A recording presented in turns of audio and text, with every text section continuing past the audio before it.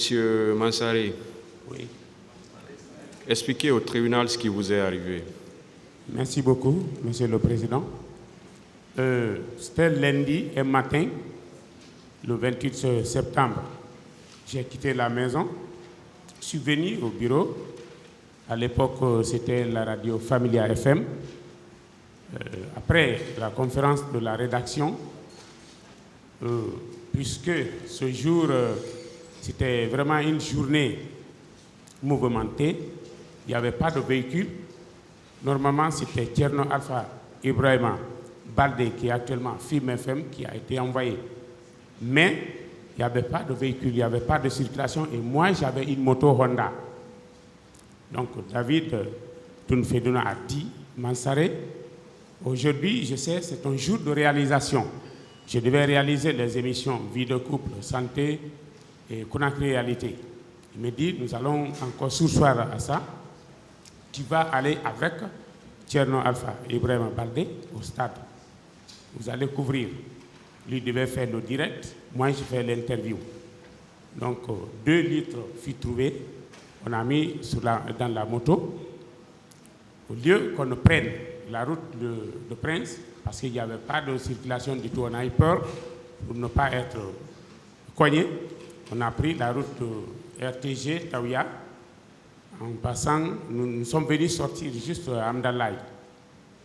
Et on a dépassé Amdalaï. Certains nous ont dit là-bas, ils ont caillassé, ils ont déjà saccagé le commissariat de Dixine. Mais on ne s'est pas arrêté, on a continué. L'arrivée juste devant la boutique de M. Yidado, je vois un homme, un cinquantenaire, couché, le pied fracturé. Déjà, la peur s'est installée. J'avance un peu, là où juste se trouve là où les policiers s'assoient là, sur l'esplanade de stade là. Je vois un homme, gros comme ça, court, teint clair, allongé sur le dos, inerte. Je ne sais pas s'il était mort ou quoi. Derrière, je vois Tchegoro avec son équipe juste en face de Mouktar, le correspondant de RFI. On nous a dit qu'il a dépossédé de ses biens, de ses matériels. Après, moi aussi, comme j'avais une caméra, j'ai pris la caméra, j'ai commencé déjà à faire la collecte des informations. J'ai filmé le monsieur qui avait le pied fracturé, celui qui était assis, juste allongé sur le dos, devant là où les policiers s'arrêtent. Après, on me dit, il y a un mort là-bas. Juste à la rentrée, juste la porte du stade. C'est un jeune de 14 ans comme ça, 14-15. Lui aussi, je suis venu pour le filmer. Au moment où je le filmais, il y a un policier qui est venu derrière moi, une dame courte, teint noire. Elle est venue derrière moi, elle m'a arrêté, m'a conduit au bureau. Ils ont pris la caméra, ils ont effacé tout ce qui est là-dedans et m'ont remis encore. J'ai encore recommencé. Parce que c'est mon travail, il ne peut pas m'intimider. J'ai recommencé. Quand j'ai recommencé, je suis resté dans ça. Une autre équipe est arrivée. On dit, OK, allons, nous allons appeler ou prendre les leaders, nous allons les cortéger pour venir avec eux. Je suis parti là où j'ai garé ma moto. Le temps pour moi de revenir avec la moto, les autres avaient déjà bougé pour aller. Donc j'ai suivi le mouvement avec la moto. Arrivé juste à une distance comme ça, j'ai entendu les jeunes dire non, c'est nous-mêmes qui allons cortéger les leaders. Tchegoro a dit il faudrait qu'ils les cortègent. Dans ça, il y a eu gaz lacrymogène. Maintenant, je suis rentré là-bas vers la Fondis pour aller sortir de l'autre côté et contourner encore, revenir jusqu'à aller venir sortir sur l'esplanade du stade. Et là, j'ai trouvé déjà avant mon arrivée, la porte était déjà ouverte. Et on a continué comme ça. Je suis rentré avec la moto et le monsieur derrière moi. Et arrivé à la rentrée dans le stade là-bas, juste pas sur la pelouse, mais juste on est rentré, j'ai garé là-bas la moto, j'ai fermé. Et je voyais maintenant les jeunes s'étaient pleins. Ils ont commencé déjà à former les rangées pour la prière. Je filmais ça aussi. Et directement, j'ai remarqué que certains leaders étaient déjà sur la tribune couverte. J'ai pris la caméra, j'ai bien zoomé. Après, j'ai appuyé sur REC, j'ai relâché un peu. Après, je suis monté vers eux. Nous sommes restés là-bas. J'étais en train de filmer. Vers 11h, midi comme ça, d'abord, j'ai vu une équipe venir en courant. Bon, on ne sait pas ce qui est arrivé, mais soudainement, on a entendu les coups de feu.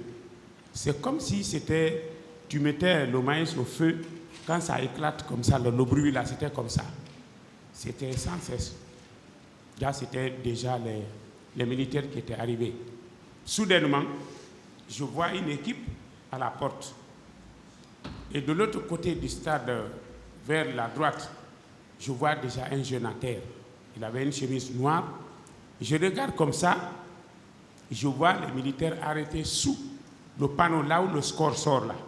Je vois les militaires arrêtés là-bas avec les fusils orientés vers le bas.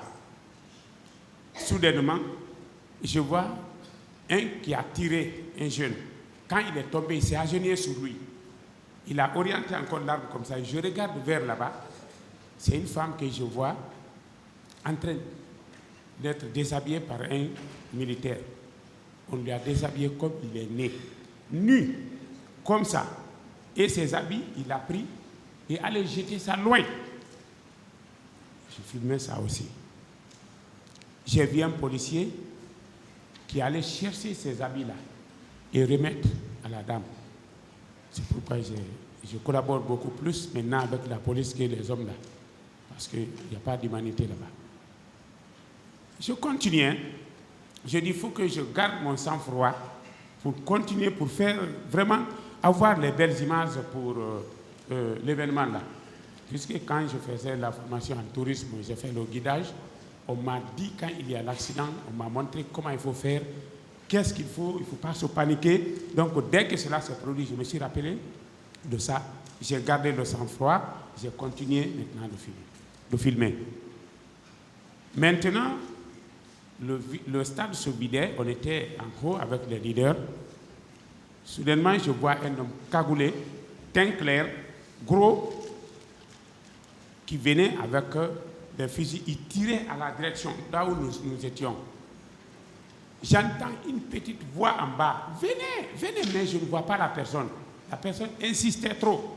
Venez, venez, venez. Mais le monsieur là tirait en direction des personnes qu'on demandait de venir. C'est encore trop. Maintenant, comme il s'approchait, le sang-froid que j'avais a disparu. Je suis descendu. Derrière, parce qu'il y avait les escaliers là-bas. Je descends dans les escaliers, je trouve la porte là-bas fermée.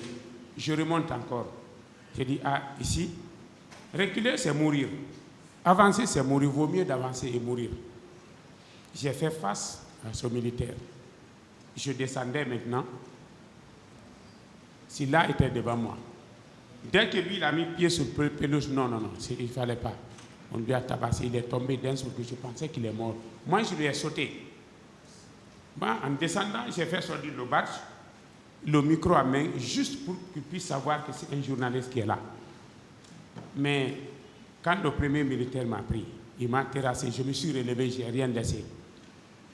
Le second là, quand il m'a pris, jusque-là, je ne connais pas où se trouve le micro. Le micro est parti. J'arrive maintenant à côté où j'ai juste garé ma moto. Une autre équipe vient. Il dit, qui tu es? Je dis, je suis journaliste. Ah, tu es journaliste, c'est vous qui parlez trop là. Je dis, oui, c'est nous. Maintenant, il a dit, prends ta moto, va. J'ai enlevé le cadenas. Le temps pour moi de mettre le pied, il a orienté l'arme. Pan. Moi, j'ai vite enlevé mon pied. Je reste ébahi. Je perds conscience. Je ne connais plus où je suis. Maintenant, au moment où la conscience revenait, c'est mes pieds que je sentais en train d'être traînés au sol. Quelque chose se passe. Après, la conscience est revenue encore de plus. J'ai repris conscience, j'ai su que quelqu'un est en train de me traîner. Je me suis levé directement et après, c'est un militaire. Je me suis échappé dans ses mains. J'ai fui. Je n'avais plus le sac que j'avais, l'enregistreur, le micro, moto, on n'en parle plus. Maintenant, quand j'ai fui, je suis sorti sur le goudron, je suis allé derrière le bureau de DEM. Derrière là-bas, il y a une famille qui m'a accueilli. Je ne sentais pas de douleur, mais quand j'ai fait comme ça, j'ai vu le sang sur moi. Et directement, j'ai su que j'ai été touché par balle. J'ai touché la trace là. Maintenant, il y a la femme qui est venue, il a pris le parfum, il l'a mis là-bas. J'ai appelé à la radio pour dire que j'ai été victime. On m'a blessé. Donc, Ibalde a été vite informé. Mère et enfant, il m'a beaucoup aimé à cause de ce que je fais à la radio. Donc, lui, il a appelé là-bas pour dire, venez, viens, envoyez-le, je vais le soigner. Mais je ne sais pas s'ils ont oublié ou pas, mais cela n'a pas été fait. Donc, ils m'ont envoyé dans une autre clinique à côté. C'est lui qui a fait le travail. Mais le lendemain, Ibalde m'a cherché. Il m'a retrouvé. Je suis allé à la clinique. Il a refait le travail avec ses médecins. Et après, Marifala, le PDG Abdoulaye Marifala, il a été le seul qui m'a appelé chez lui pour me consoler, parler avec lui. On est même resté avec lui là-bas. RFI a parlé de moi. Un journaliste a été blessé. Donc, je suis rentré à la maison. C'est ce qui s'est passé. Donc, peut-être, je peux me rappeler de certaines choses s'il y a des questions par rapport à cela. Je pourrais les expliquer. Merci beaucoup, Monsieur le Président. Vous aurez les questions à la reprise.